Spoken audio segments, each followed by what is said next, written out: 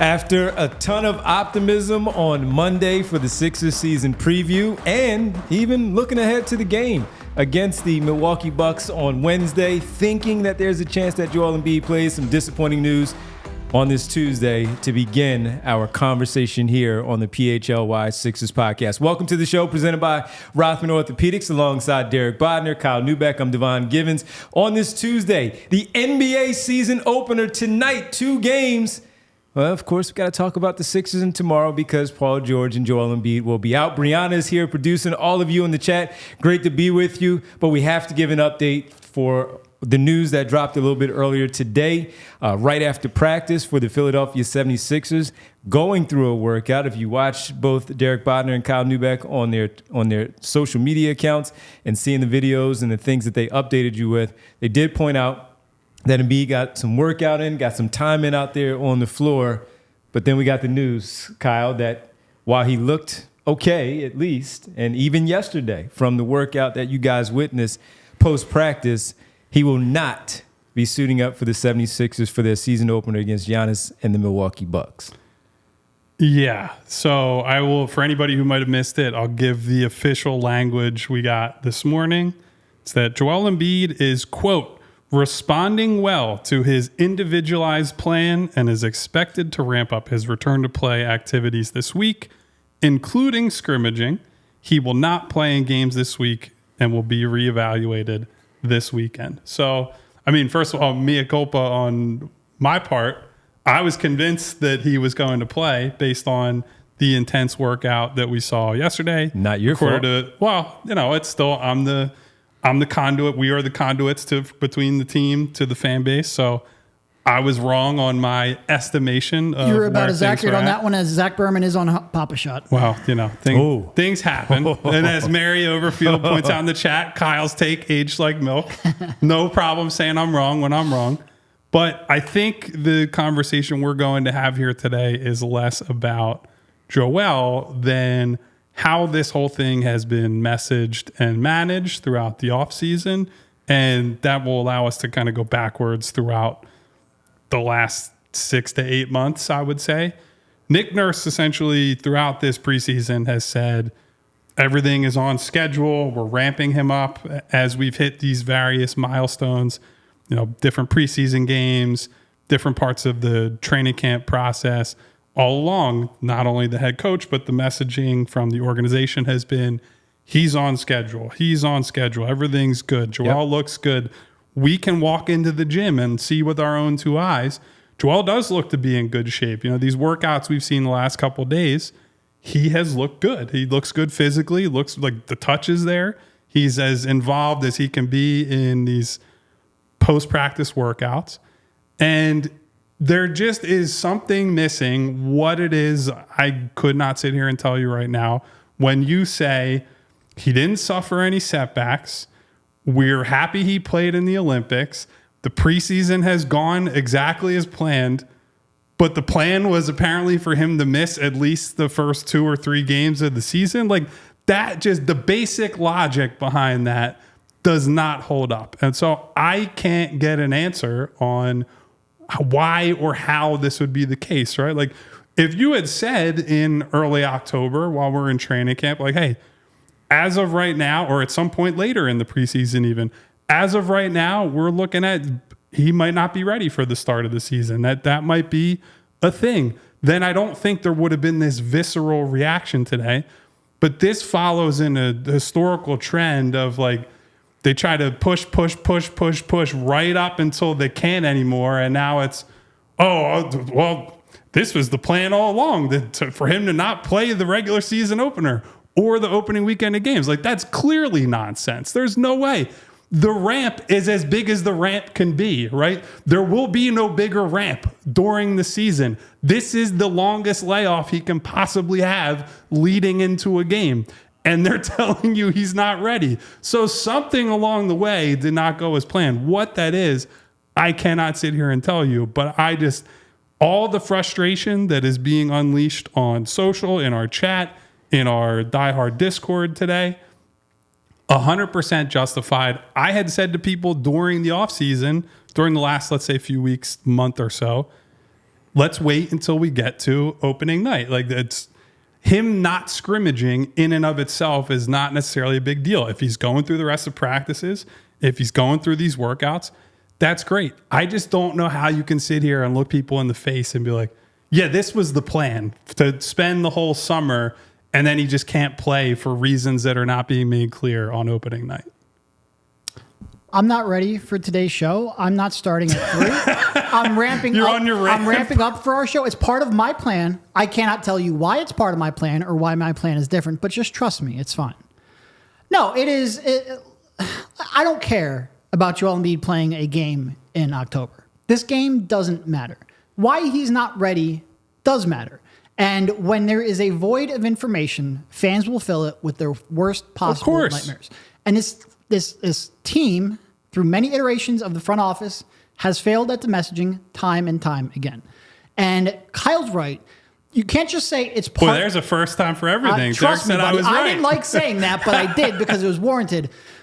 You can't just say it's part of the plan without telling us why the plan is what it is. If the plan was, and I think it's preposterous, if the plan was for Joel Embiid not to be ready for the start of the season, then you have to tell us why he wasn't able to be ready for the start of the season. Yeah. The surgery was 8 or 9 months ago now. He played basketball 2 months ago in the Olympics. There was no... To Kyle's point, and again, that's twice in like a minute, and I really don't like that. This is as long of a runway as he will ever have. So clearly, it's not about being cautious. I'm all for them being cautious. If he only plays 50 games and that's part of the plan, I'm fine with that. But cautious is like, there's a back-to-back. We're not going to play him. There's 3 and 4 nights. He's only playing one of those games. This was a long road trip. Maybe we're going to give him off because he's logged a lot of minutes here, even if they're not in back-to-backs. Or his knee doesn't feel great. We're just with an abundance of caution, he's going to sit. Or he tweaked an ankle, no reason for that's being cautious. Not being ready for opening day is not being cautious. Something had to have happened. And I know that they don't want to, like, I'm going to tea leaf here for a minute. I just want to be clear. It's only tea leaf. Here's the Brian Windhorst, don't aggregate this disclaimer. Don't aggregate. But I'm putting this clear. The only way this makes sense, the only way is if something didn't feel right after the Olympics. He took a month and a half, 2 months off, and now he has to slowly ramp himself back. But there's a reason why the ramp was extended. The season didn't sneak up on anyone. I'm sick of the ramps, man. We had the James Harden ramp, That's the Joel all we talk Embiid about ramp. on ramps nowadays. The season didn't sneak up on anyone. Everyone knew what he had to do to get himself into game shape to do so. He's clearly lost weight. He looks pretty good physically. If he's not ready, then tell us why that ramp wasn't deployed earlier. Tell us why we're at this point of the season and nobody knows why he can't play.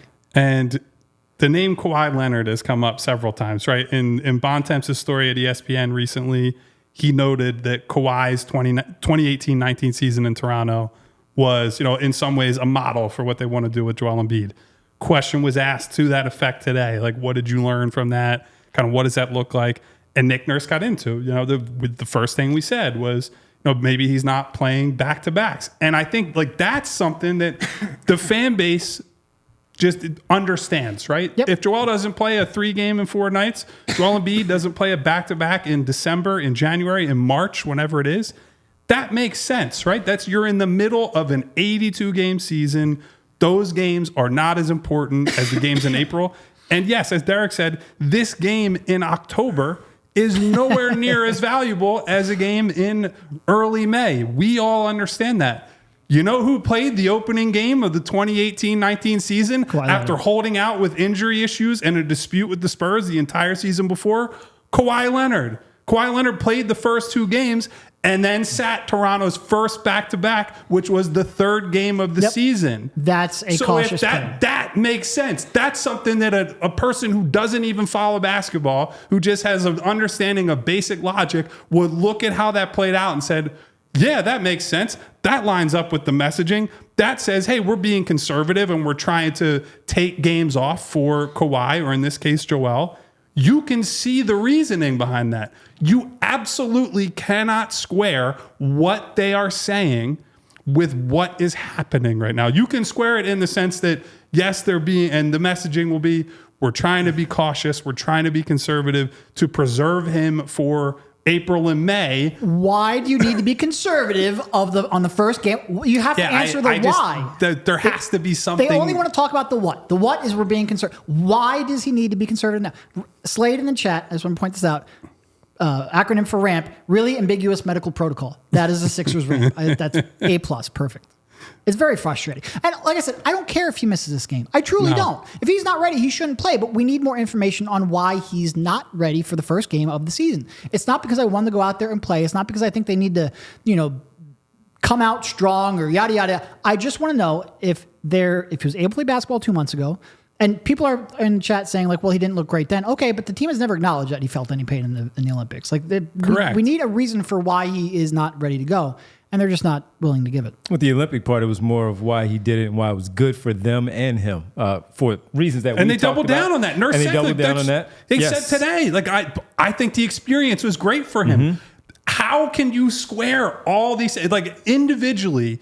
Any of these things can make sense on their own, right? Not playing in the game, him playing in the Olympics, taking the long-term view, all those things in isolation makes sense and you can justify. It's the complete package of all this stuff where you look at it all and say, when you jam it all together as one complete picture, it does not add up, that there is something that is being left out, whether it's insidious, whether it's just like there's a level of uncertainty that everyone's going to have to deal with. I can't tell you, but it's nonsense on some level. And you both brought up the fact that he's not playing in the opener, and that's okay.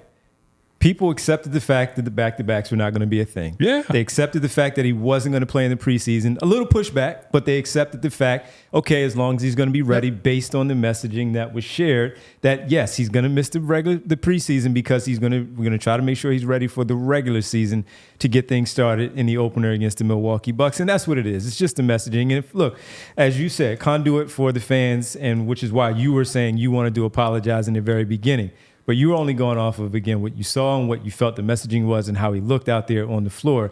And with it, that's the same thing that the fans want. The fans don't expect you to tell them everything 100%. No. But they do want you to tell them something that as they are paying their money, which is what a lot of people talk about. A lot of people bring up the fact that they have to, and deservedly so, because of the prices and what they have to do to pay for these tickets. They want to be very clear on what they are paying for. They love Tyrese Maxey, but you know what? As much as they may complain about Joel Embiid, they want to see him out there on the floor because he gives them the best chance to win and advance in every game and every round in the postseason and all of that. And that's where the frustrating piece does come in, because we do hear from a lot of them.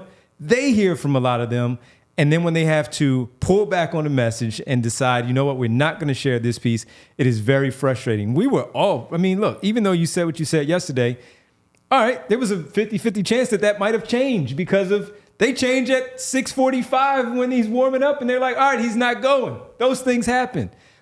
And by the way, the point you're bringing up about the fans are spending their money, that is part of why I say to open the show, mea culpa, I was wrong, because people do, even if it's a very minor degree, even if it's one person, if somebody buys a ticket based on me or Derek or you saying something like, I think he's going to play, then I own that. Like I have a level of responsibility as someone who covers this team to get stuff right, or at least be right most of the time, right? And so that's why that matters to me. I don't want to steer people into like, oh yeah, Joel's playing tonight, PG's playing tonight. These people spend, they work hard, they spend harder money to go to a game, and then they show up and it's like, hey, Andre Drummond and KJ Martin in the starting lineup. Like, I don't want to steer people wrong.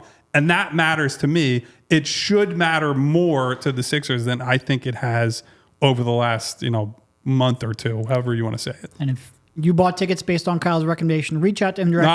267. Right. Well, that's no. Let's not go too far. It is tough. Don't worry, I didn't have the rest of your number memorized. You were safe. The way that people have been excited about the start of the season, it's game one. It is game one, but it's frustrating because you want to see your star. You want to see what they put together. We talk about it being the big three, and you want to see the big three start off. It's unfortunate that Paul George had the hyperextension and now the bone bruise.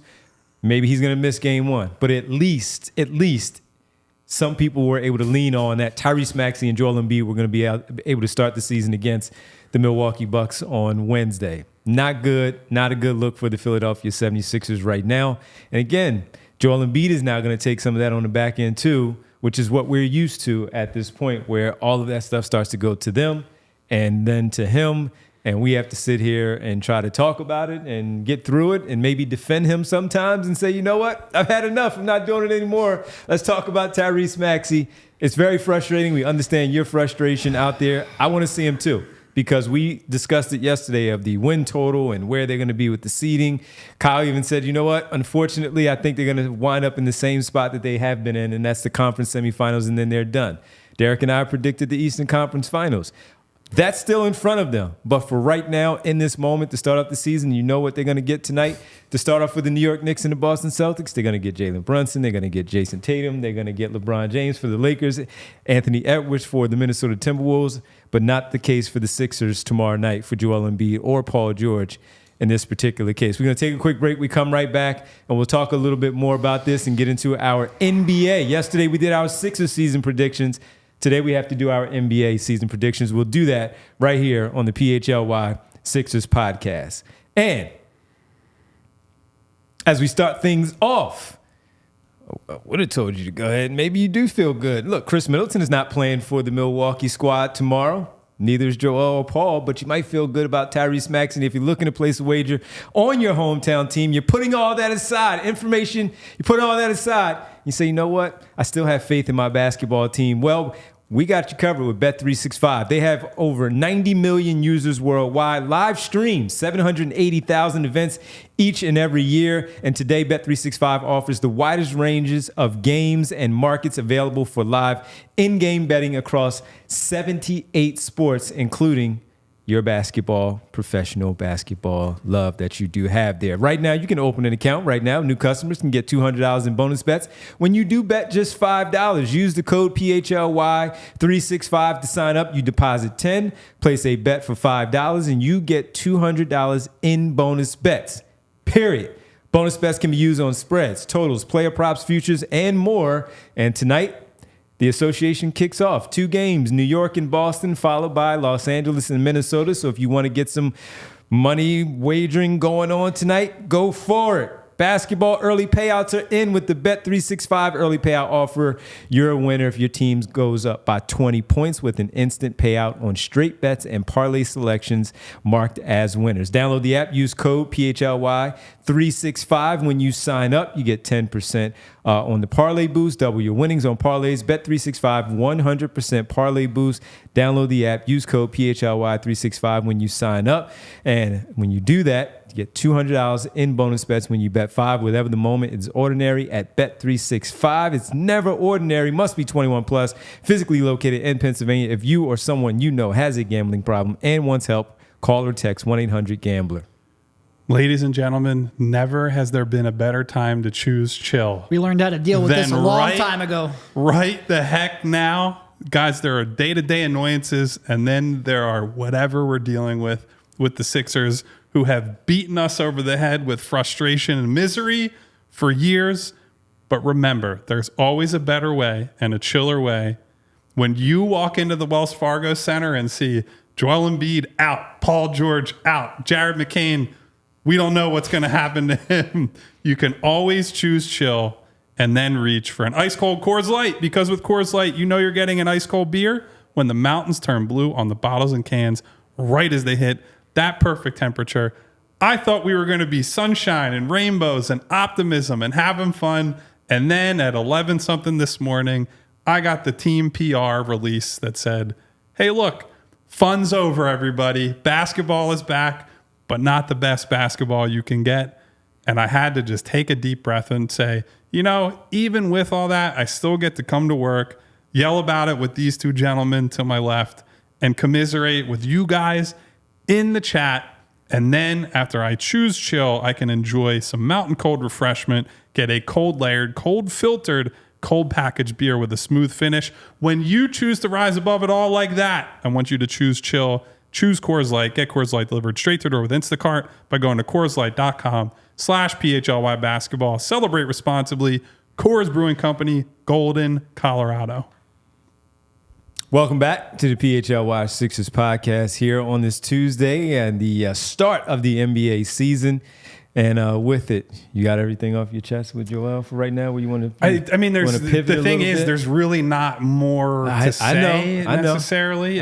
We are, as Derek put it, we're dealing with a lack of information that makes everyone fill in the blanks. And so I direct my frustration at the team and the messaging more than like I don't pin it on Joel. Like Joel is not the one putting out press releases or saying like he's right on schedule. Joel's just going about his business. Now, there is probably a little bit of like, he's got a hand in how things are being framed. But all that being said, from what I can see, he's at the very least putting himself in a position where he's in good shape. He's as ready as he can be for the season. Again, I think maybe my most charitable read isn't like when I say like something happened at the Olympics, I don't even mean like a re-injury. I just mean like maybe the knee didn't feel great. He said, you should probably take a month off, a month and a half, 2 months off. He got started up on his conditioning a little late because he's not ready. That's fine. But then tell people so they don't panic and freak out. Tell people so that expectations are correct. Tell people so that it's not a surprise the day before opening night that he's not ready. Just communicate that. Hey, he needed to take some time off after the Olympics. Probably don't want to communicate that because people are going to question whether he should have played, but it's better than letting fans fill in the details with their own, fear porn. It's just, that's a good way of putting it. By the way, MacMon in the chat said, anyone else out? I got Embiid, PG-13, and McCain. Am I missing anyone else? Do not necessarily put McCain in that group. Part of the press we got this morning was his availability for tomorrow will be updated this evening, so we'll judge based on the injury report tonight.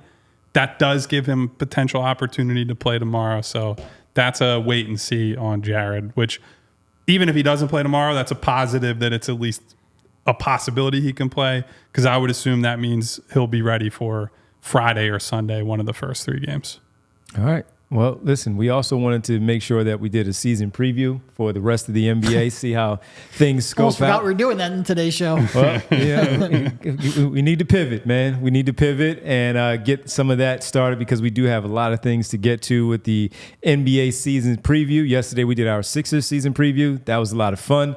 And today, we're going to jump to the entire association as it gets underway tonight with the 2 games on tap. So let's start things off with... We might as well start right away with the first thing of the awards and predictions of how we look at things. And let's go right to the MVP because... Wow, a clean sweep. We got a clean sweep right there for the MVP right away. We discussed it a tad bit last week, but we all stayed on it. Well, we had a chance to change. I'm sure we had other guys that we thought about, but for the MVP, Derek, you went with Shai Gilgeous-Alexander. Was there anybody else that you really considered? Yeah, I mean, certainly like when Jokic wins 3 out of 4, you don't dismiss him. I think they could struggle, relatively speaking, to their standards. And Luka, like you can't, I think Luka's going to break through one of these years as well. But Shai built so much momentum last season. I think their offseason was fantastic. I think they could win 56 to 60 games. And you combine all of that, and I think he's a pretty clear favorite. Yeah, so I think... even with Hartenstein missing probably like the first month of the season, if they had only added Alex Caruso in the offseason, that's a great offseason. Turning Josh Giddey into Alex Caruso would have been awesome. It just makes them deeper. It makes them better defensively. Chet in year 2 is going to level up, and that's going to look. The big thing for Shai is just your team is going to be really good. He's probably going to average 30-plus points a game again, 5-6 assists, will contribute on the boards.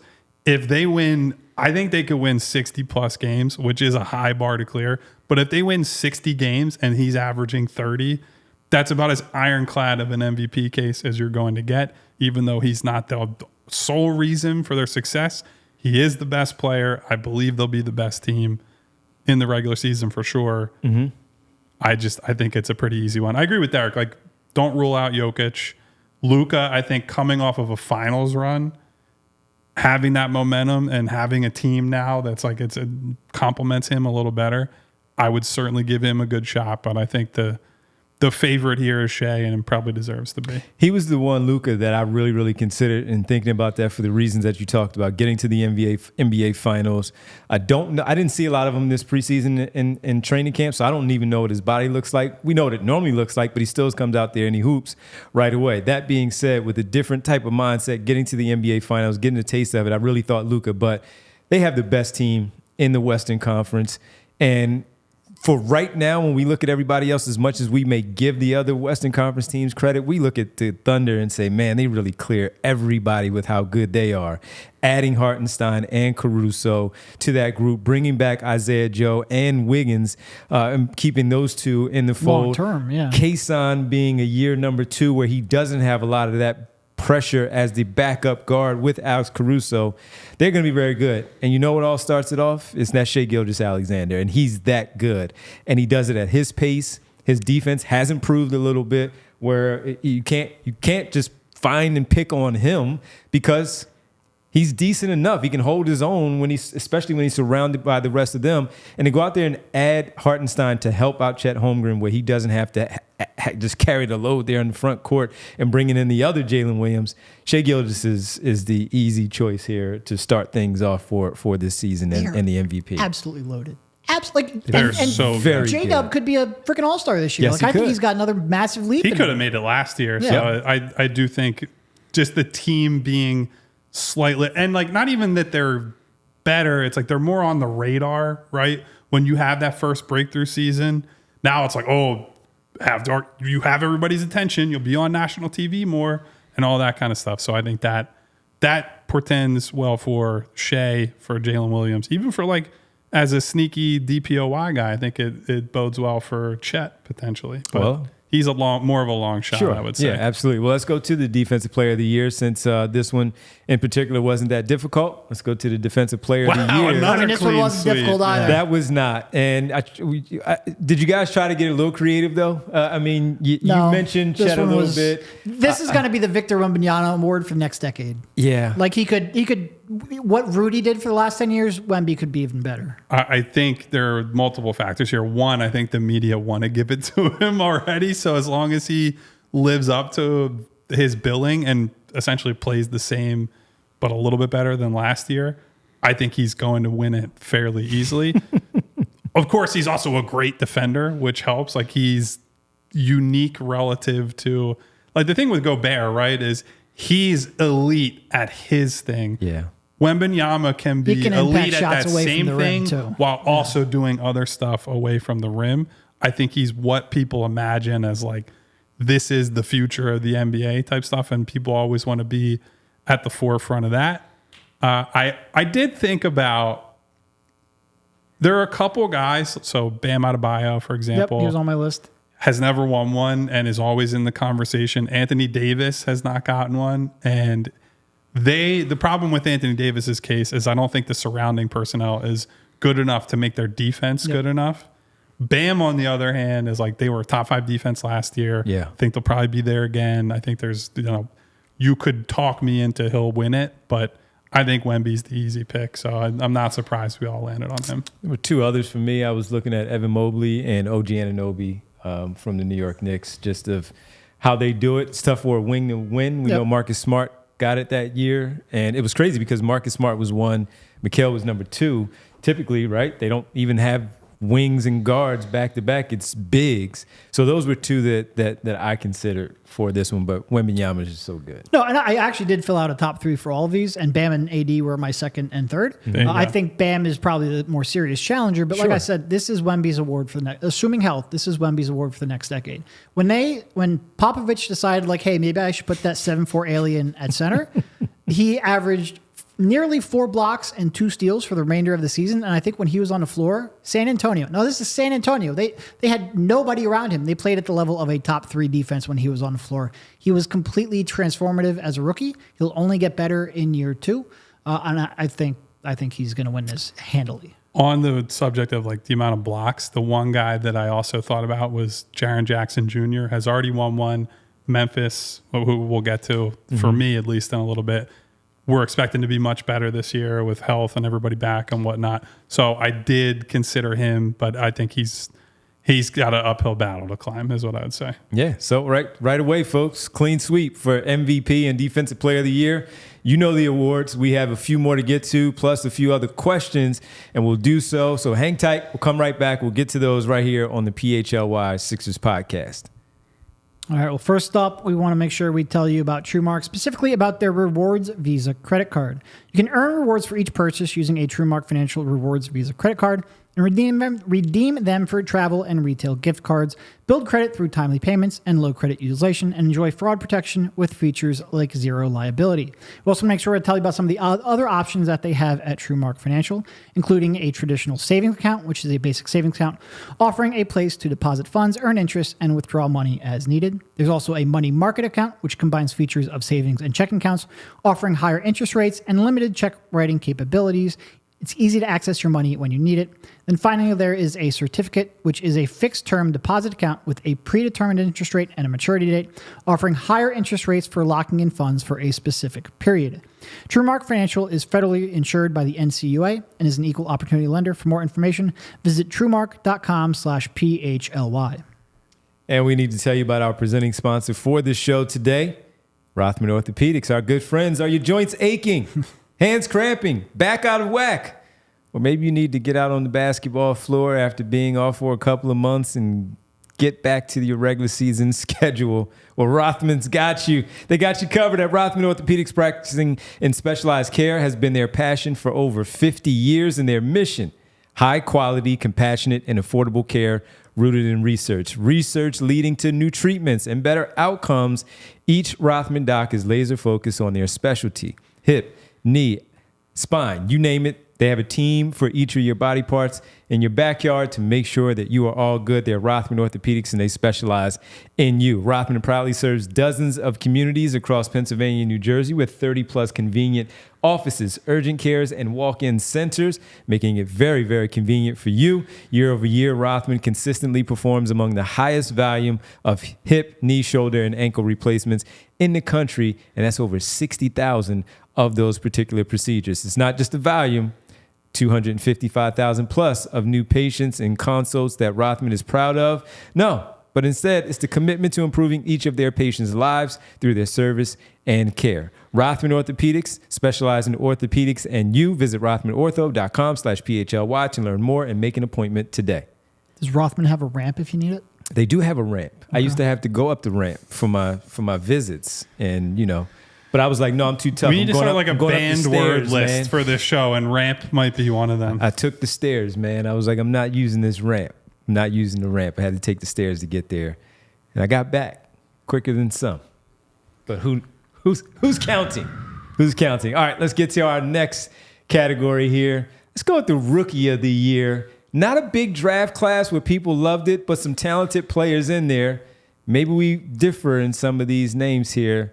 Oh, now I'll be honest. Okay, do you want to know what I actually sent to Bree? I said Zach Edey, but I wanted to take Reed Shepherd. Well, so I somehow threaded the full needle on this I kind one. of figured everyone else was picking Edey, and I didn't want a clean sweep on this one, so I went Reed Shepherd. No, but that's the whole point. Zach we can talk Edey- about it later.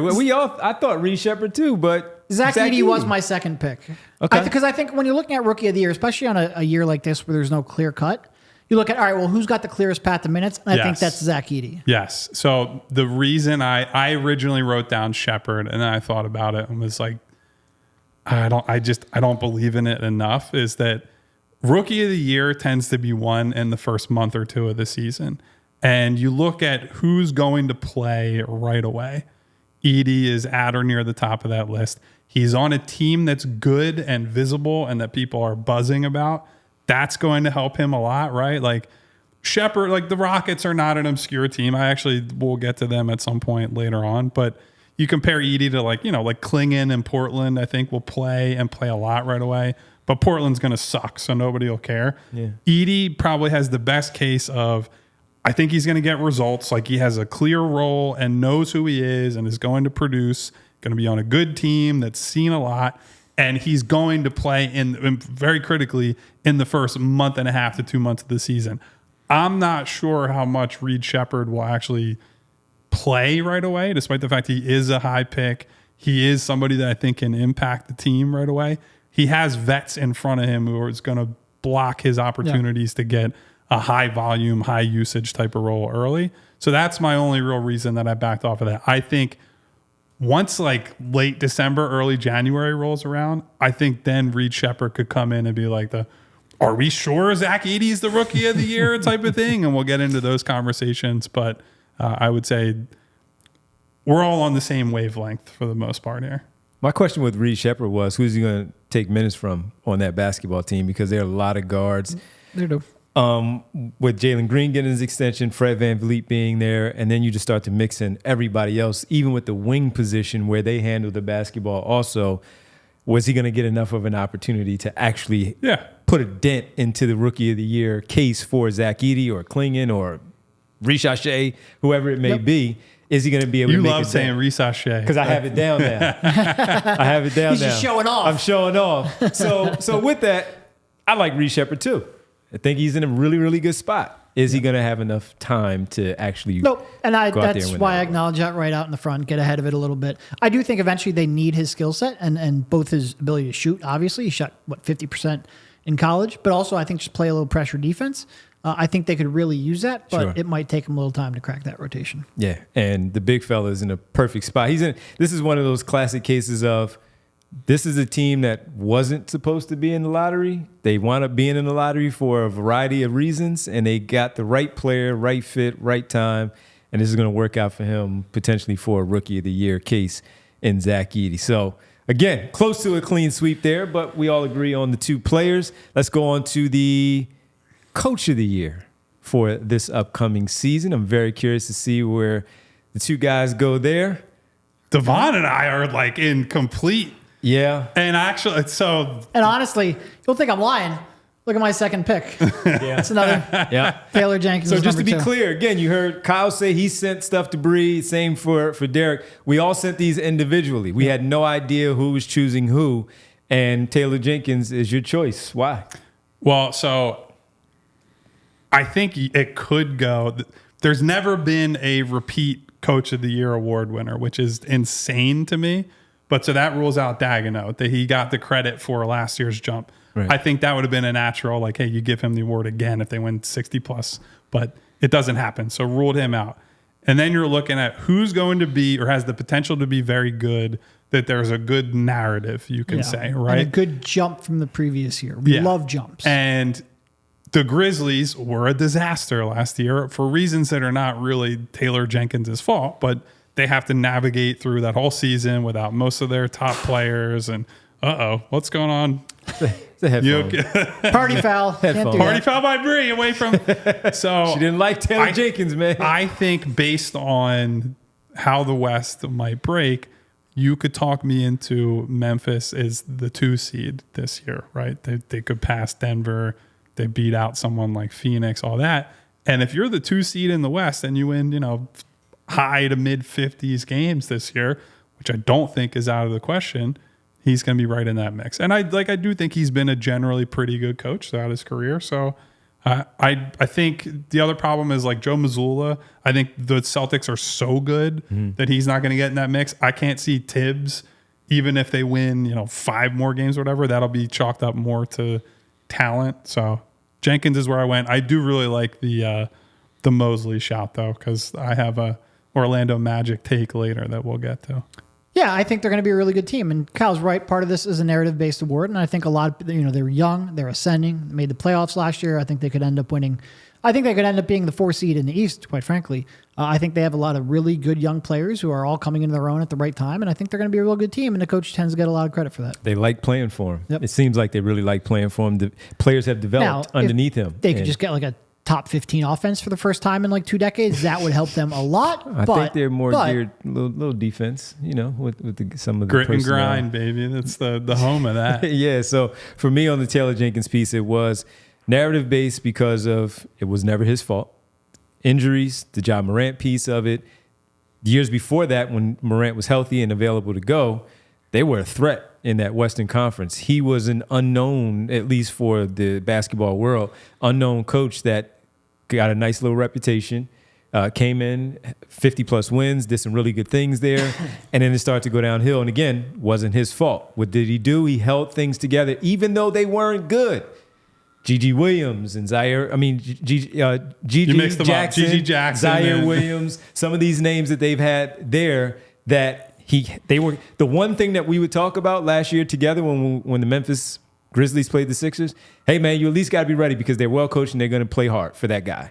And now he has his team, and that's a really good case for him to win Taylor Jenkins the Coach of the Year. And by the way, I think if you're on the Zach Edey might win Rookie of the Year corner, some of that suggests that Jenkins did a good job of integrating this guy that is a bit antithetical to how they've played, right? It's like you want to run, you spread it out, and you do all that. Zach Edey's a slow it down, half-court type of player. So if you are saying that, hey, I think Edey's going to play really well and he's going to have a successful first year, I think some of that will ultimately give some credit to Jenkins and the coaching staff. Did you guys have a dark horse? Ime Udoka. Ime was third on my list. Yeah. If it was like true dark horse, just because I don't think they're going to be good, but I think he's really good, to be someone like Will Hardy in Utah, where maybe it's just like they're not bad enough because they have enough guys. But I think Danny Ainge will trade everybody away. Do you think Spo's ever going to get one? Ever? Not anytime soon. Not this year. No. I don't think they're good My enough. other one was Kenny Atkinson. I like him a lot. So my other one was Kenny Atkinson. All right, let's go to Sixth Man of the Year here for this one. This one I had do no we have idea any what to do Sixers with. anywhere in the mix? I got a Philly connection. Sixth Man of the Year. I almost went Dante. Okay. All right. Why Grayson?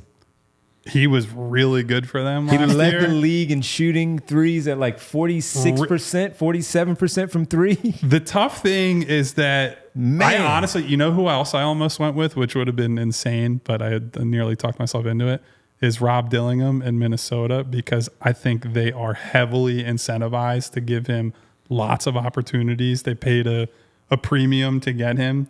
And, Mike Conley's going to be the not caretaker, but the like game manager guy. And then Dillingham's coming in off the bench. Close it out. A house on fire. So I almost went him. But I just think I have a Phoenix related thing that we'll get to at some point. I think Phoenix will be much better this year.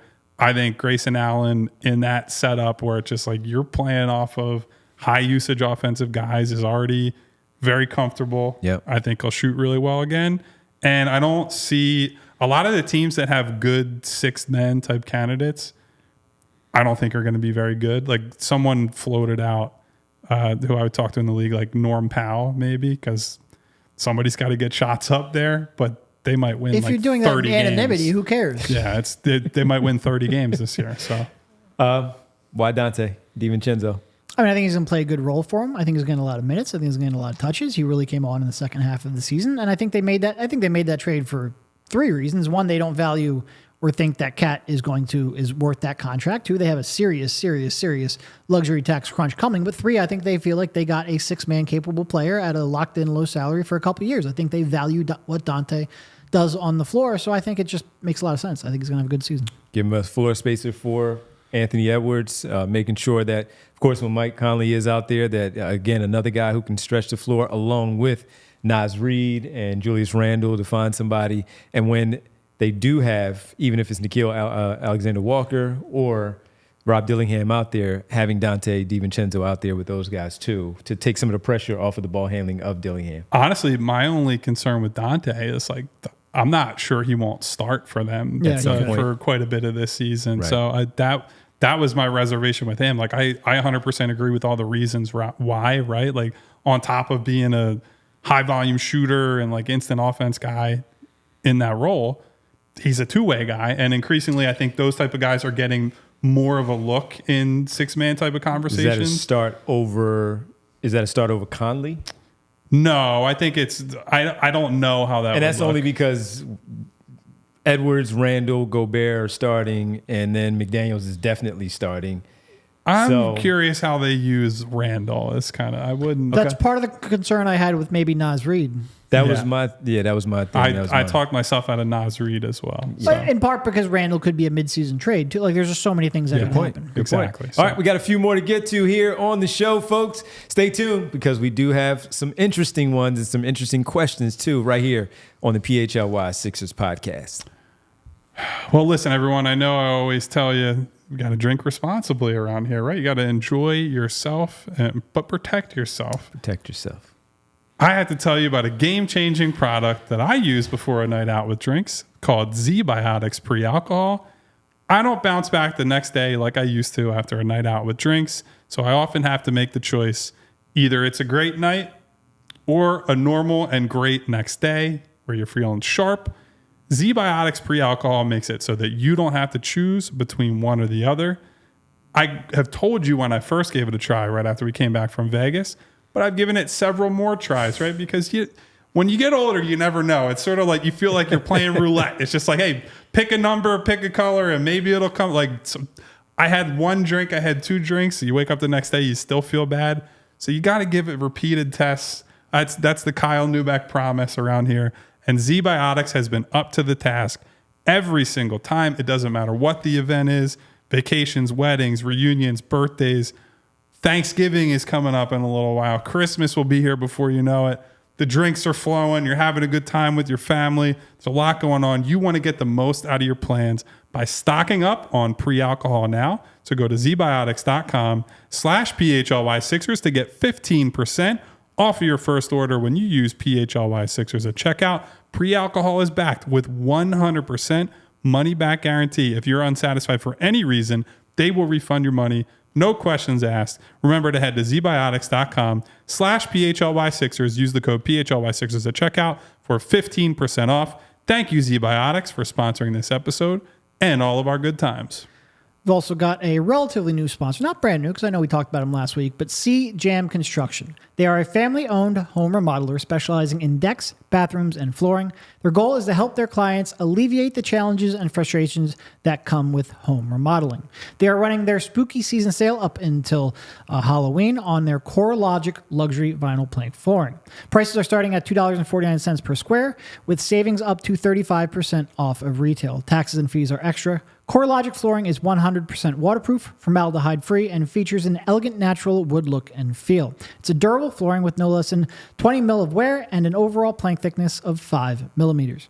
Be sure to mention PHLY when you call in at 856-329-2933 about your next home project. See their full selection of luxury vinyl plank flooring and learn more about the products and warranties on their website, cjamconstruction.com/flooring.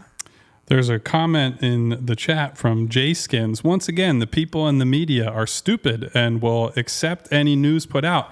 Yes, including using the wrong version of the word accept. Thank you for your thoughts. Also, I don't know if you listened in the first 20 minutes, but we were pretty critical. I don't think they did. I'm just having a little bit of fun today. Anyway. You need the fun. You've got to laugh at the little things. That's right? why we're here having fun game season with the NBA season preview that we continue. We get to our super chats here in just a bit, but we do want to get to the most improved player of the year. All right, this one I'm always fascinated by because this is a real. I hate this award. I do not like the award. Yeah. I do not like the award. All right, here we go. Cade Cunningham for Kyle. Victor Wembanyama for me, and Jalen Johnson for Derek, who got an extension yesterday. Under the gun there, Derek, Jalen Johnson. A lot of people don't talk about the Hawks at all. DeAndre Hunter, Sadiq Bey, so many of these wings. He's the one. And his reputation wasn't that great coming out of Duke, and he turned it around. Why? I mean, I think he's just going to have a lot more opportunity this year. And a lot of times with these awards, it comes down to give me a guy that's talented and who's going to get a big jump in opportunity. He made a pretty sizable jump last year and went from 9 points to 16 per game. Yep. He's going to have the ball a lot more with Murray. A lot more with Murray gone. I think their spacing on the Hawks is going to be better. And I think he's just going to be able to make the most of it. It might not even represent a massive jump in talent, although it could because he's clearly a young, talented player getting better. but he's going to have a lot more creation opportunities. I think he's going to put up some pretty good numbers. Kate Cunningham is a good one. And you got to sit right behind him at Summer League, and he seemed to be all, team bonding. Kumbaya, Mr. Team Guy. Getting the stuff from the kids with the security to sign things, and Kate Cunningham. Well, now that they don't have two domestic terrorists at the head coach and president of basketball operations positions. Isn't Weave still in the front office somewhere? He's like an advisor, isn't he? Yeah, something like that. Yeah. Who is? Monty? Weaves. Weaves is? Listen, if he's at all consulting at this point, I'll have to double check that. But just so going through the list of recent winners. Yes. Maxey, Markkanen, Morant, Randall, Ingram, Siakam, Oladipo, Giannis. Most of these guys were like already pretty good players, right? Yes. And I am not a Cade Cunningham guy. I've been on this corner for a while. But if you just look at, the raw counting stats, close to 23 points a game last year, 7.5 assists. People have been waiting to be like, oh, this is he's finally got a team around time, him. man. They're going to win 30 games or whatever. And I think it's just lined up for Kyle, I think 32. he will put up numbers again. Like, I don't think he's a bad player. No. I think he's overrated, but I still think he's pretty good. Yeah. I think he's going to put up numbers. I think they'll be more respectable.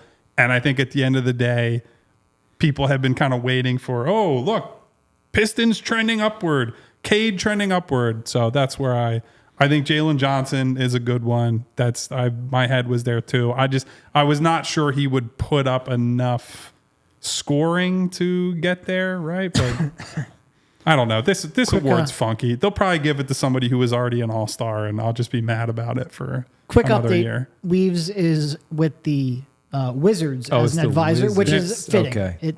Listen, hashtag on brand on that one to borrow from Chris Heck. To your point of the list of previous winners, exactly why I went with Victor Wembanyama. It trends in that direction for what they like to do. So I don't have to explain much there. And that's with that one. My other guy, and Kyle's going to hate this because he thinks all-star. And J-Dub wasn't an all-star, but he was close. J-Dub could win it. No, I don't hate. I think he was in the conversation for me. But again, he shouldn't be. For the whole point of us talking about we don't like it, he shouldn't be because he probably should have been an all-star last year. Historically, this award tends to trail by a year. Maxey is a great example. Yeah, he took a jump last year. He took a equally big and impressive jump the previous year. If you make 2 jumps in a row, they tend to reward that. And I think J-Dub could end up getting it. All right, let's jump in the Super Chats quickly here and get some of the Super Chats that we did have here on the list. Elaine Bruno, going back to the Embiid conversation. Did you see Embiid turning around, or is his mobility still limited? Will he be impaired at all for the rest of his career? This is scary. He looks as mobile as he could be on October 22nd. Yep. Like if you want me to be a doomer, it's based on whatever they have chosen not to tell us. Yes. It's not based on what we have seen. I think Joel looks relatively thin. I think he looks light on his feet. From what we can judge in a practice setting, I think he looks good. Yeah, agree with all that. If there's any concern, it comes down to the fact that he played basketball for 2 weeks in the middle of August over the last 5 months. So what are you not telling us? It's not how he looks right now because he looks slim for him. He looks like he's moving well. He's practicing. He's playing, kick-out drills with Paul George. He's playing 4-on-3s with staffers. He looks like he's moving relatively well. He's just not scrimmaging and thus not ready for... I was curious about the knee brace that you had in the photo that you sent out on Twitter because it looks a little different, but... It's not it didn't look as bulky as the ones that we've seen. And I'm glad to see, because Kyle and I yesterday were at practice and we were complaining, like, hey, if you're going to play with a brace, practice with the brace. Yeah. So I'm glad to see who's wearing it today. Yep. Curious to see how he adapts to that. Marty Bones. What up, Bones? Guys, can we get your origin story as a team? Yeah, they told us they're starting a company and they wanted us to... Well, I would say, we've all known each other for, Devon and I were pretty close back in the day. We did some shows together, even some draft shows back in the day. And then I got a contract with the other radio company. We had to cut that out for a while, but we've, maintained contact. And Kyle and I were we've known each other since Liberty Ballers. We were blog boys way back in the day. A decade ago. Yeah. So that's no, that. I mean, I'm sure everyone says this, but when we all found out they were starting a company, the team kind of filled mattered. itself out. It made itself, yeah. And it mattered. who am I working with? Yeah, I'm in. I like those guys. I'm in. Yeah, it was pretty easy. Yeah, that was our origin story. Thanks, Marty Bones. We appreciate that. And Derek, Rich, and I that was like, we would just sit on the baseline before every game. That was kind of our... Well, and Kyle and I also had a podcast together. It was me, Kyle, and Rich. Well, and also Max Rappaport for a while there as well. But we had a podcast called The Sixers Beat, which was we did for quite a while. That was a fun one. Kyle went and did his own stuff with various other podcasting partners. Listen, been through many iterations looking for the right combination of people. And just to let everybody know, as Kyle brings up Rich, tomorrow we will have Rich Hoffman, me, and Bree. We will be here for the pregame show beginning at 7 o'clock ahead of Sixers Bucks. We'll be with you for the postgame. We'll check in with somebody, possibly pregame, one of these two, and then we'll definitely catch up postgame. So make sure, again, programming note, tomorrow, 7 o'clock pregame show here on PHLY Sixers Podcast. And just to clear that up, because I kind of like made it sound like Kyle left us.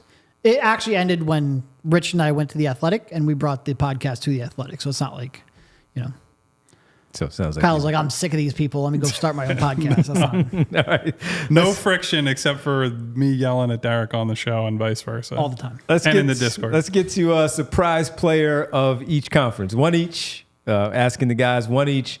One player surprise. You guys will be mad about one of mine because I'm doing what I hate the people do with most improved player. But let's do the unveil. All right. Look at that.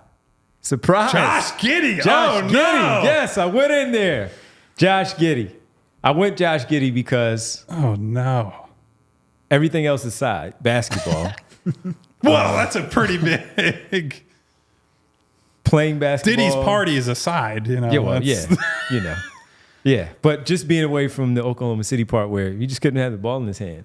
And in this case, Zach LaVine will have it a decent amount, but he's also going to be setting those guys up. Lonzo Ball, I don't know what his role is and how much he's actually going to play. And even before everything that took place, I thought he was a good player. And Shai Gilgeous became Shai Gilgeous, and the ball was just not going to be in Giddey's hands. So I like the situation there a little bit more than I did when the trade went down. And I think he's going to be a little bit better than I initially thought. I hope to watch as little of Josh Giddey as possible this season, mostly because I think the whole team pretty much stinks. Oh, that situation is... A bad team, he will definitely get the ball more and put up more points. Yes. Yep. So, Jovic, huh? Yeah. I just think he's a really good role player, and I think he's going to end up starting a lot for them. And I'm not predicting like a 20-point season, but like I could see him coming out, and I think he's really good, running some offense. I think he makes good decisions with the ball, moves the ball quickly. I think he can end up like maybe like a 13-7-4 kind of season and just be a real good connective role player. So Franz, for me, was easy. He's already basically averaging 25 and 4. And he shot like crap last year. He shot 28% from 3. If he has a 25 and 4, 20 points, 5 rebounds, 4 assists. That's essentially what 25. No. Wait a minute, really? No. Okay. So he shot 28% from 3 after his first 2 years. He was right around league average, 35%, 36%. If he shoots right around his first 2 season averages, let alone like actually improves on that, you're talking about a jump in points per game on a team we all believe is ascending. I just think like I'm buying on, I don't think his stock is low. I think it's lower than it was coming into last year, but I'm betting on him to have a move back toward the mean, and that'll make a big difference for him and that whole team. I think any of those young players who shot decently well early on, then had one bad season, we tend to overreact to that one bad season. I think betting on that shot coming back around is wise, and I also think he's just got a lot of skills outside of that, so I think it's a good pick. He's going to be good. He's going to be really good for that team. He already is. So that I do feel like that's a little bit. The next one is really cheating, but that one's a little cheating in that saying that a guy who's already good is going to surprise people is more that I think Orlando, for like the average NBA watcher, they're still on the periphery a little bit, and I think they're going to move closer to, they need to be taken seriously this season. All right. Before we get to our Western Conference side, let's make sure we tell everybody to sign up for the Die Hard program, allphly.com.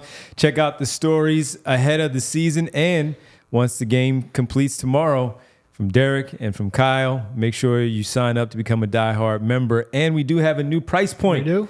$48. $48 for the first year. Yep. $48 for the first year. So sign up. $48 for the first year. Make so sure if you you've looked sign at up. it in the past, like, I don't know if I want to. You can now get a discounted on the first year, see what it's all about, and then go from there. Become a Die Hard member. Check that out. Stories from Kyle and Derek, the Eagles team, Charlie for the Flyers, Jim Salisbury for the Philadelphia Phillies, everything that's going on. Make sure you sign up for the Die Hard program. Once again, allphly.com.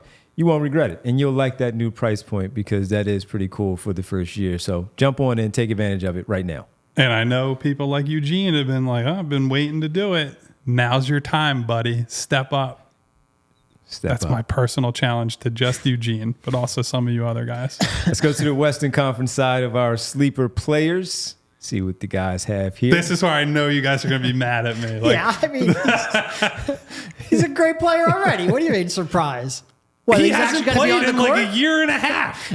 And I think there's like a general, well, we don't know what's going to, you either have to go, I don't trust Ja, or I mean, potentially one of the 10 best players in the league. I think he's like that good when he has it rolling. And he's just kind of out of sight, out of mind for a while. I don't think people are, and I know the reasons why. I'm not saying that it wasn't a self-inflicted problem. He was 7th in MVP voting, and Kyle's like, hey, watch out for this guy that you've never heard of. Listen, I said Taylor Jenkins, coach of the year. I think all I'm saying is I have been convinced that Memphis is going to be really good, and I think Ja is going to get a lot of buzz this year because not only is he very good, he's exciting to watch. So I told you'd be mad in advance. I knew you'd be mad, but that's I'm my not guy. Really mad. We're talking about basketball here. It's not serious. I'm just poking fun Talking at about him. an all-NBA player already is what you're saying? What was that? Talking about an all-NBA player already? I got it. But no, that's why we chose Taylor Jenkins because that guy, he runs the entire thing. And he's going to be back and he's going to be good. And we'll see where it goes. Pods, Golden State. They desperately need anyone with a pulse. Yeah. And I think he has a pulse. And clearly they need his shooting. I think that's going to work. I'm not in love with his defense, but beggars can't be choosers. I think he's going to have a pretty big role with them. All right. I went with Cam Whitmore for the Houston Rockets, thinking they would be a much better team than a year ago. He showed some things for Ime Udoka, and I just feel like there's a role for him in that group where he can really take off for the Houston Rockets and really implement himself in that rotation. And year number 2, always things seem to slow down for a lot of guys. And I think with Cam Whitmore, 6'6", 6'7", physical player, can put the ball on the floor, can shoot the basketball, fearless. I think he's going to be really good for that basketball team. Well, and to the points we were making about Shepherd earlier, they have like a legit 3-guard rotation between VanVleet, Green, and Shepherd, and guys who can create for someone like Whitmore. Like his athleticism off the ball, he might get a bunch of just free buckets from guys like that. So I think that sets him up for a decent amount of success. Yeah, like all those picks, should be fun to watch those players. Sleeper teams. Let's start with the Eastern Conference and the sleeper I think I've teams. telegraphed mine. I'm all in on Orlando. Yeah. I am too. I'm just not sure they're a sleeper. They Well, won then you're 47 going to games. have to wait for my next prediction. That's No, coming up. like I regarding said, them. I think Orlando could win 50 games and be a 4 seed. So but they won 47 going games. further than that. Oh, I'm in on Orlando. Okay. For me, Charlotte, it was just more of going to get better. I like the coach. I like the Josh Green move. I think Brandon Miller is going to be much better in year number 2 as we talk about Cam Whitmore. He was on my list for most improved too. Yeah, and if Ball can stay healthy and lead that thing, they were already a play-in team before. So if they can do, and I'm not even going playoffs when I say sleeper, I mean more of play in and get get to where they need to. But a rookie coach, I think he's going to be pretty good for them. Michael Jordan sold the team, so he doesn't have his fingerprints all over that anymore, where he's a bad owner. I like Brandon Miller a lot. I like almost nothing else about that team. That's part of my issue with them. But and people in the chat right now are giving us grief for picking the Hawks and the Hornets. And it's like, well, we're talking about sleeper teams. By default, we're picking teams that everyone thinks are bad that we think might end up being a little bit better. Yeah, a little bit better. We're not saying championship. Not good. Yeah, we're not crowning them. You guys are going to be mad at the next one. Except for Kyle. Kyle picks good teams and be nobody thought they'd be good, I think they're good and going to be better than people think. No, I don't think the Hawks are going to win 40 games when I picked them. But I think a couple things. First of all, I think Reece Shea looked good when I watched him in the preseason. Yeah. I already picked Johnson as a breakout candidate. Yeah. I think their trio makes more sense now. And I think it makes sense for them to be buyers at the deadline because they traded away their pick and they have a couple of surplus picks in 2025. So I think they could end up being buyers at the deadline. All of that combines, they could win 35 to 40 games, not be good, but with a good head coach. Quinn Snyder's a good coach. So there's that. All right, let's move to the Western Conference and see where things go there. Wow! There we go. The clean sweep.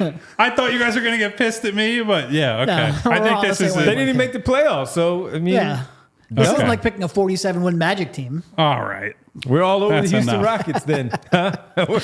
Well, there's that. And Boots in the chat agrees, and whenever Bootzilla agrees with me, then I'm in a good spot. Yeah, so good pick for the Rockets. Just to be clear, they went 500 last year. It's not like they were like also ran. So it's a little hypocritical to get on me about the Magic. The Magic and it's won a whole 6 more games. Anyway, though, for all the reasons we've laid out, right? Like Udoka has established more of a defensive culture there. Getting Van Vliet, getting Dylan Brooks, as much as he's a irritant, pain in the ass, I do think he has helped them graduate from nobody cares about anything to he's trying to fight people in the middle of the regular season. I think that added an edge that they needed. Their young guys are on the up and up, and they were they're knocking on the door of the play-in. So I would keep my eye on them this year. Yep, absolutely. All right, let's go to the bold prediction before we get to the conference champions in the East and the West. Bold predictions from all of us here. Starting with Kyle. Phoenix will have the best offense in the league, and Orlando is the number 3 seed in the conference and wins a playoffs series. Well, the playoff series part, I think. Okay, so wait. That's fine. Who are the top 2 seeds? The Celtics and Knicks. Okay. Yeah. What did I tell you on the show yesterday? Just reminding people who maybe didn't listen. I am, and this start to the season for the Sixers has given me more reason to be like, these guys are a little bit taking the regular season for granted. I think Orlando, the advantage of being a young team in the regular season is that all those guys are still like, these games matter. Like those games in Boncaro's not load managing. Mid-January, Franz Wagner and Paolo, and I mean KCP to a lesser extent, but we'll see what happens with him.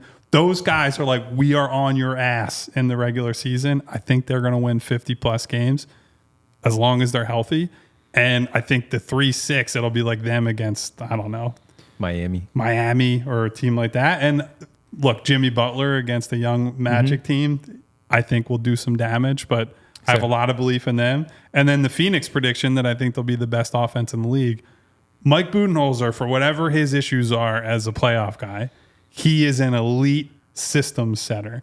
And he now has the opportunity to create a system and start the year with whatever you think of Bradley Beal, and I don't like him even a little bit, Kevin Durant and Devin Booker to start the year. I think that their shot profiles will change just enough that they'll get up more threes. I obviously believe in Grayson Allen as the 6th man. So it's a high bar to clear, right? Like the Celtics offense was amazing last year. You have teams like the Nuggets who are built around Jokic, who's one of the best offensive players ever. But that's my bold take. Phoenix #1 offense. It is a little problematic when you're saying, I don't like their 3rd best player even a little bit. And they're going to be the best off. But that's why it's a bold prediction. It's a bold take, yeah. And 1 and 2 are so good that the 3rd player, you just I also think like the guards that they got between Tyus Jones and Monty Morris. They stole Tyus Jones. Yes. And I think having guys like that as it's just like you get the ball to KD and Book and Beal and knock down at your their shot. spots. And that's it. and that's your job, I think that's going to help as well. Yeah. Can we look at Derek's Bree one more time up on the screen? Hawks will be buyers at the deadline. You mentioned that already. I did mention that already. Yep. Jimmy Butler traded I in love the season. Jimmy one. That's a great one because him and Riles are. They clearly don't want to extend him. They're going nowhere as a team. And those two things together. He wants his money. He wants to win. If both of those aren't happening, fireworks could happen. Are you combining those predictions? Is he going to Atlanta? No, I'm not combining those. Where do you think Jimmy honestly, ends that up? would be a pretty good spot for him. But no, I'm not combining them. If you obviously not holding you to this. And to be clear, the Sixers do not have aggregatable salary, so cross them off the list. If you had to guess, where does he end up if he's getting traded? West Coast, East. I don't know. That's a good question because you have to have the right culture to absorb Jimmy into. Do you break up finally the Cleveland thing and I mean, Cleveland would make a natural mix him in there? trade partner, I think. Right. For who? I don't know. Garland? They don't have. That's it. Like, because Jared Allen's the guy they probably need to trade But at that's some not- point. But that Bam and Jared Allen is doesn't much make worse any than sense. Mobley and Jared Allen. That's also part of the problem with Jimmy is he's a little, peculiar. Of Here's fit. a 3-team trade: Jimmy Butler to Cleveland, Jared Allen to New Orleans, Ingram to the Heat. Good work. Would they want that contract, or I don't would they know. want the contract that Ingram is going to Yeah, want? I don't know. I'm trying to figure out a way the Cleveland thing Yeah. could work. Well, he has 1 year left. I mean, this is his final year on the deal, Yeah. right, Ingram? Yeah. Okay. So they'll clear up some space and bring somebody else. Well, in. but presumably, if you're going to trade that, you want to keep Ingram around long term, right? But the contract he wants is apparently ungodly. Yeah, so I don't know. It's tough. Maybe is there a way for the Lakers to trade for Jimmy Butler just so That'd we be can do the hysterical. whole is like, that the Zach LaVine location for the Lakers? or Jimmy back to Chicago? They are desperate. They are desperate. Very. Lakers have been Very. linked to everyone. Yeah. Mine was just Clippers don't make the playoffs. I don't know that that's all I was that. gonna say at this point I don't even know if Yeah. it's bold anymore. Yeah. You like a week ago that would have been like, it's yeah. All right, my bad. I'll just. No, you're good. I'll adjust Chris it. Paul. I like the Chris Paul one. Yeah, because last year he just over 6 assists, and a lot of times as a backup. And now I think the league leader was Halliburton at 10.8. He wasn't even at fully at 11. Victor Wembanyama was probably going to get him 6 alone. And then you just factor in, can he get 4 or 5 more assists and he play enough minutes to qualify for it? He's going to get a lot of assists with that team and with that young guy. Play enough games, play enough minutes. I think he might be right there in the mix. I would say this: if Chris Paul leads the league in assists, Victor Wembanyama will be on one of the 2 top All NBA, All NBA teams. Because I think if Chris Paul is averaging like 11 assists per game, that means Wembanyama's scoring average has gone up by probably 7 points. Well, conservatively. I was told on this show that he has no bag. Well, I also said I don't think he's going to be good enough offensively. I'm not the one making the lead the league in assist prediction for Chris Paul. I also didn't say he has no bag. That's what you're talking to 2 different people. Devon is completely within his right to make those predictions. He's going to get a lot of assists with that guy. Yes, he will. He will get a lot of assists. All right, let's keep it moving. Eastern Conference champs. I mean, this is. Who are they playing? Just Are they take playing? that graphic off the screen as soon as possible. This is 2 years in a row that we picked the Celtics. We were right last year, by the Who are way. they playing in the conference final? Is I guess the question. Well, I think the Knicks as it stands right now, unfortunately. Are you guys still staying with your Sixers No, prediction? I'm going with. I said it yesterday. stick I'm with not the walking it Sixers. back after 24 new hours. information, well, Nope. lack of information. I'll stick with the Sixers. Okay. Since we said it yesterday. Yes. Western Conference, clean sweep there. We went with the Oklahoma City Thunder. So we're all good there. I think they're the best teams in each Yes, they are. conference, Yeah. and I'm Yes, they not are. sure that there's. I don't think it's that close. I think there's definitely a lot of high-end talent in each conference this Yeah. year, but I do think there's a bit of separation between them and the they're pack. also not only do they have the best talent, and I agree they have the best talent when healthy, but they also have the fewest questions. And you combine those two, and they're pretty. Look, no pick. Pretty much any time when you pick like who's going to win a championship, who's going to win a division, whatever, you take the field. Nobody has a greater than 50% chance, but these two teams I think are pretty close to 50% chances. They're really, really good. Yep. All right. NBA champion. Let's get to it. Moment of truth. Let's get to it. I couldn't pick the Celtics. There's just no way I could have picked the Celtics. I was on the same. Oh, you cowards. In my heart of hearts. I can't. And this isn't even rational. This isn't logical. I can't pick the Celtics to win back. In my heart of hearts, I think I believe in the Celtics more, but I just refuse to put that in my. I refuse to say they'll be the first repeat champion in like 7 years or whatever. That is not going next to my avatar on the screen. Nope. That's just not. Nope. I hate it, but I did it. Shay, you are our only hope, buddy. You got to get it done. Shay and Alex Caruso, save the world from insufferable Boston fans, please. Out of all the categories that we chose, was there anywhere the Sixers fit in? Any player? Nick Nurse, Coach of the Year? Nurse could have been on the ballot for Coach of the Year. Yeah. Okay. MVP, we all just don't think he's going to play 50 or 65 games. So no. Can't win Defensive Player of the Year for that very reason. No. Rookie of the Year, McCain, no. No. It's really just Nurse. And they will not be a sleeper team. We already know. If he doesn't start giving honest answers about Joel, then he's not getting my vote for Coach of the Year. No, I'm just kidding. Lie to me all you want. The chat is livid that Devon. Brian said Devon Givens betrayed us by picking the Celtics. You think I like it? I thought you had morals, and here you are. We picked the Celtics last year. No, I don't think we got nearly as much flack as Devon. I think we both picked the Celtics, didn't we? Yeah. But we were right. So, now look, if I would have said the Knicks, then you really would have lost your mind for obvious reasons. Did we pick we might have picked the Nuggets. I don't remember. Devon, you just watched a show recently. Who did we pick? Who did you guys pick? I think we both had Celtics versus Nuggets. I think it was Celtics Nuggets. I just don't remember who I picked. I don't remember. I think I picked Boston, but I am not 100% on that. Yeah. Did we miss any category? Did Bree and I did we miss anything? I think we covered everybody. We could have done like the all NBA teams, but that's so hard you're just to some degree you're throwing darts at a board for the third team for sure. And you're like, who's going to be healthy? And that's a whole show. Yeah. That could take up 30 minutes. I'd love this one from Darkness. Jimmy to OKC. That would never happen, but it would be. I would live for that. Just like Sam Presti has been so calculating. He's accumulating assets, building it up, and then he's like, you know what we should do? We should get the most volatile star player in the entire league to go with our good vibes team. That would be complete anarchy. And also, I would love to be part of the phone call, just not delivering the news, but hearing the news get delivered to Jimmy that he was moving from South Beach to Oklahoma City. That would be an absolutely nuclear phone call. Well, he doesn't play in the regular season, so he can live in Miami and I guess that's probably true. And commute back and forth. So there's that. That was fun though. That was fun. All right, so we have all this stuff locked in. We'll see what we look like at the end of the year.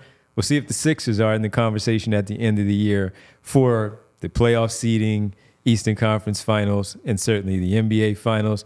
It's going to be a fun one, and it gets underway tonight. Quickly, Derek, you got any quick predictions for these games tonight? Bronny James and LeBron, reports out there. They're playing it on the floor together tonight. Who wins? Did you see that the Griffies are going to be there? Yes, I did see that. Shout out to Ken Griffey Sr. Calculating and Jr. everything that's going to happen. So people who want to say sports is scripted, there's that. But I mean, I would probably go Knicks and Wolves if I had to pick winners, but no, I haven't frankly sat here and thought at all. I was just on the cuff. I mean, this is me being completely honest with the people. Wait, no, I'm sorry, Celtics. Not ZB yesterday was like, oh yeah, Wolves Lakers tomorrow night. I was like, I wake up every day and look at what the schedule is. I don't look 3 days ahead of time. I don't look 1 day ahead of time. Yeah. I'm like, what's his name? Vin Diesel and Fast and the Furious. It's just the stretch of road right in front of me. So now I know that the Wolves and Lakers are playing today. Game 2. Because it's today. Game 2. So first game, Knicks, Celtics, and that's, of course, going to be banner night for them. And then the Lakers and the Wolves will see Julius Randle, Dante DiVincenzo with Anthony Edwards and start the campaign off. We appreciate our sponsors, as always, Rothman Orthopedics and Bet365. We thank all of you, as always. It's time for our world-famous Roll call. A lot of names today. People are either mad about Joel or excited for the season. Perhaps I'm mad both. about Devon picking Or the mad that I Celtics to picked win the the Celtics. championship. Perhaps both at the same time. Thank you to everyone who was here today to hang out with us. Thank you, and we'll open it with a bang to darkness. Turn the lights on. NBA tonight. There we go. There you go. My girl Winona hanging Hey, out with Nona. us. Bootzilla. Boots. In the building. Spiral out. Joaquin from Cherry Hill.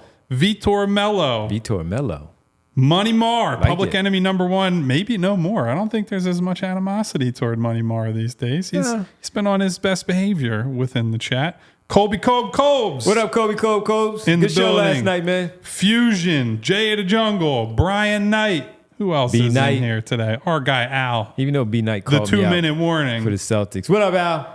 Pascal. Siakam. Malcolm Carrington. Jeffrey Stewart. Is that Bub Carrington there? I see it every time. every time. Hey, by the way, sleeper What's for Bub's real Rookie of first the name? Year stuff. Oh, okay. Carlton? Bub Carrington. What's his real first? Carlton, right? Yeah. I believe Yeah, so. Yeah. yeah. But he's going to get a lot of opportunities on a bad team, and maybe the counting stats will be 33%. I should have asked you guys for the worst team in the league. All right. the Wizards. Yeah. Ron. Blazers. They're definitely in the mix as well. Ash What up, Monroe. Ash, Randy good to see you. Rubart. Good to see Ash in there. What's Chris up, Randy? Tyson. Jess with that purple heart. Hey, Jess. I'm here, Jess. Checking in as always. Valhos was in here. Noob Hey, Val. was in here. I'm my own yams now was in here. They're just wait. Jay Skins, who I made fun of earlier for accept versus That's a funny accept. name, though. Still cool to have you with Saw us today. Sal in there. Mary Overfield, Flyers in 7. We got quite a few people Flyers here. in Freddie 7. Powell, Marty Bones, who were What I up, know Bones? Marty was a super chatter. Who was our other super chatter? Elaine. Elaine Bruno hanging out with us. Jared Purcell. There are too many names, guys. I got to a lot call of it names. quits on we are an hour and 20 minutes into this show. Thank you, everyone, for being with us every single day. Brother Hannibal, that's one I haven't seen before. So the Red Dragon himself is in We're here. going to start talking about Hannibal Lecter here. Start talking It's about a popular Farva topic of Beans and Jodie conversation. Foster. And I was about to, never mind. There's a piece of my friend group lore I was about to drop Brother on the Hannibal show. said but Dalton Connect Rookie of the Year. I wouldn't go that I would far. need more than one good shooting performance in the Yeah, I wouldn't go preseason. that Although, far. Yeah. I still think he's going to be pretty good. Thank you to everyone for being here. Hannibal Please, on the way out, hit that subscribe button, hit the bell We're icon so close you the show. get We're going to get some jokes that I shouldn't be. notifications each and every time we go live, and hit that thumbs up to give a special shout out and thank you to super producer Bree, not just for being here every day, but for all the graphics she made for the show today. Thank you to Bree. Thank you to all of you. We will be back for pregame and postgame tomorrow night, even though PG and Joel Embiid will not be. We will see you then. 7 o'clock. See ya. We all silly like the mayor.